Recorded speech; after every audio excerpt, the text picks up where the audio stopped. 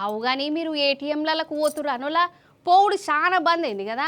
అంతా ఫోన్లలోనేనా పైసలు వేసుడు తీసుకురుడు. మునుపటంతా కాదు కానీ ఇప్పుడు కూడా ఏటీఎం సెంటర్లకు పోతురు, పైసలు తీస్తురు. అయితే అప్పట్లో ఏటీఎంల కాడ దొంగోడు ఉండి పైసలు తీసినట్టు యాక్టింగ్ చేసి మాయ చేసి పైసలు ఎత్తుకుపోయేటోళ్ళు. ఇప్పుడు కాలం మారింది, టెక్నాలజీ పెరిగింది. ఏటీఎం మోసాలల్లా మోసగాలు ఎట్లా దోసుకుపోతురో చూడురి. ఇప్పుడు మనం స్టేట్ బ్యాంక్ ఏటీఎం కాడ ఉన్న వల్ల ఒక ఆయన వచ్చిండు, పైసలు తీద్దామని కరెక్ట్ పెట్టిండు. సప్పుడు వచ్చింది, పైసలు వస్తాయి అనుకున్నాడు కానీ బయటికి వెళ్ళలే. కానీ ఫోన్లో చూస్తేనేమో పైసలు కట్టయినట్టు మెసేజ్ వచ్చింది. బ్యాంక్ వాళ్ళకు చెప్తేనేమో వాళ్ళు పైసలు తీసుకున్నామని అనుడట. ఇక గిట్లా కాదని పోలీసు వాళ్ళకి చెప్పిండు.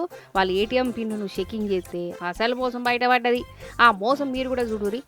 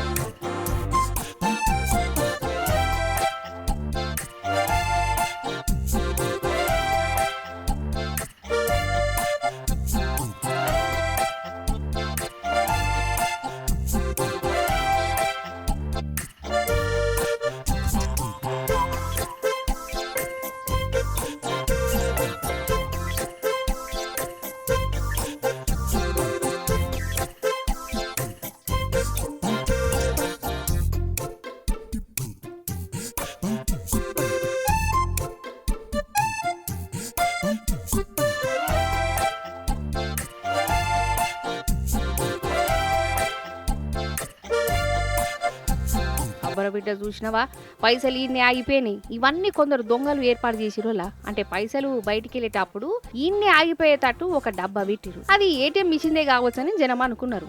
అట్లా సెట్ చేసిరు. ఇక మనుషులు బయటికి పోగానే ఇక దొంగలు వచ్చి ఈ డబ్బాను తీసి ఇంటకెళ్ళి పైసలు తీసుకుంటారట.